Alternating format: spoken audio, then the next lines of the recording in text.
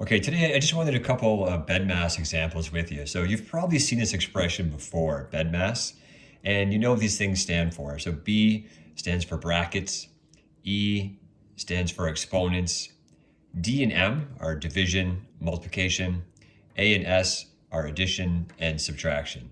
And this is what we call this order of operations, and it tells us how to operate on things in the correct order. So for example, suppose we had this pen going here. There we go. Suppose we had 7 times 2 plus 1. And I want to look at this thing twice. 7 times 2 plus 1. And you're going to answer this. Well, going through BEDMAS, we know we look for brackets. There aren't any. Exponents, none. Division, none.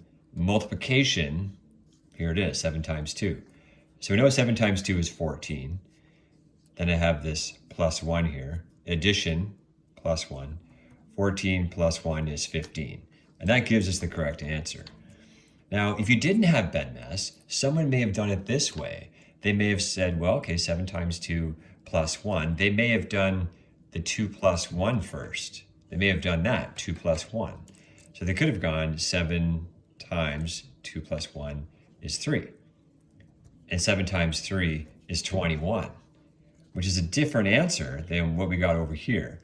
So they're both kind of correct. We haven't made any mistakes anywhere, but we have to do this in the same order so we get the same answer. So for whatever reason, they decided that this would be the correct way we do it. We do the multiplication first and then the addition. And then from that and from other examples, they generated this expression called BEDMAS. Okay, and this is basically the order of operations. So we're just talking about essentially mechanical operations in mathematics and making sure we do them all in the same order. So this would be the correct answer. This would be the wrong way to do it. So, a couple other examples here. We can try 4 plus 2 minus 1.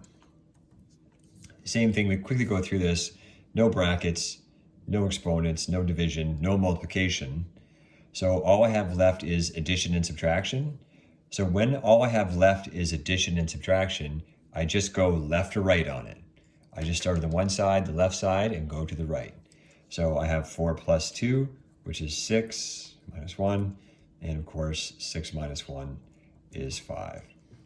And this is how we're going to write these things, okay? When we have a statement, and really we're looking at how we do mechanics and operations in grade 10, grade 11, and so on.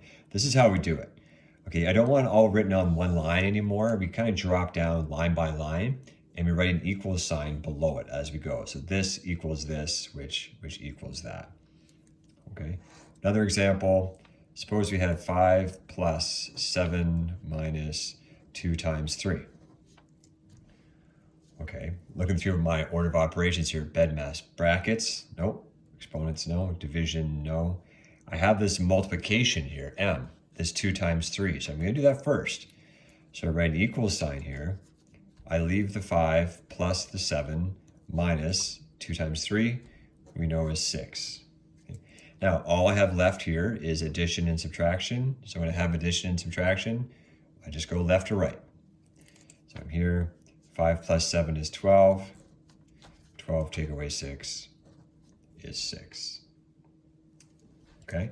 Now they do, they do get a little bit harder than that. They don't get too much harder, but there are some, more complicated questions that we can take a look at here. So I wrote a few down here. What if we had this? 5 times 2 plus 3 divided by 3. Okay. No brackets, no exponents. Division, D division. So we have some division here. So 5 times 2 plus, I'm going to do 3 divided by 3, which is 1. And now I have multiplication, 5 times 2, multiplication. That comes before the addition. So 5 times 2, is 10 plus 1. And 10 plus 1 is 11. Okay. We could have 5 plus, let's go bracket, 2 plus 4 times 2.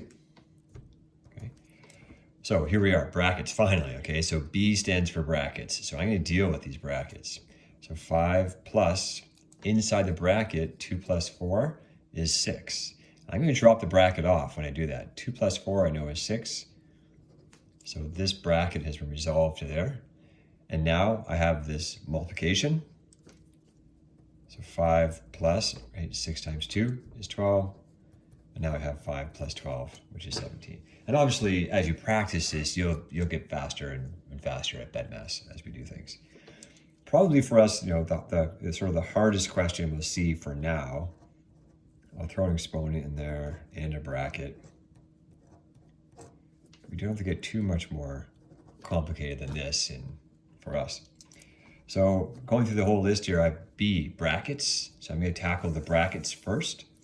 So 4 stays, the 3 squared stays, times the bracket. 7 take away 5, that's 2, times 3. Okay, then next I have exponents, and that's what this is. This is 3 to the exponent 2. So you may have seen that before coming out of grade 7 or grade 8. You may have seen that. So just over to the side here, 3 to the exponent 2, that means 3 times 3. That means you take 3 and you multiply it by itself twice. So, and of course, 3 times 3 is 9. Okay, so 3 to the exponent 2, 3 times 3 is 9.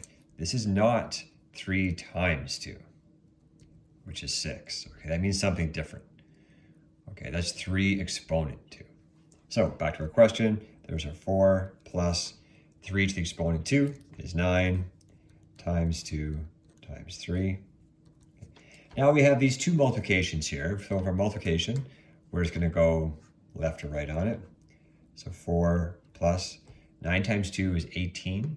And 18 times 3, well, 60 times 3, sorry, 20 times 3 is 60. So 18 times 3 is 6 shy, so 54. Now, you can use your calculator on that, which is totally fine. And 4 plus 54 is 58. Okay. Now, some of these you can probably use your calculator on, and some calculator will recognize order of operations, and that's great. And you can use your calculator sometimes. But for us, like I said, getting into grade 10, really this leads into algebra. And algebra, we have letters, and we can't use our calculator for the letters. So I know we could probably use your calculator on it, but it's good just to have these practice steps just to help us get better and better this as we go. Okay. So there are some BEDMAS practice sheets that I want you to try.